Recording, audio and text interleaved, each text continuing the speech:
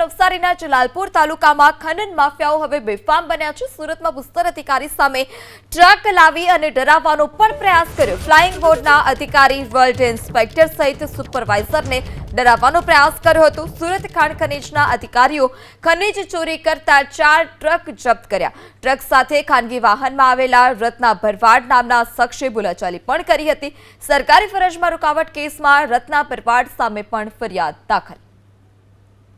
તો સુરતમાં ભૂસ્તર વિભાગના અધિકારીઓને ડરાવવાનો પ્રયાસ આ ખનન માફિયાઓ કરી રહ્યા હતા। ફ્લાઇંગ સ્ક્વોડના અધિકારી, રોયલ્ટી ઇન્સ્પેક્ટર સહિતના અધિકારી હતા, તેમને ડરાવ્યા હતા અને ખાણ ખનીજના અધિકારીઓ ખનીજ ચોરતા આ જે 4 ટ્રક હતા તેમને પણ ઝડપી પાડ્યા છે।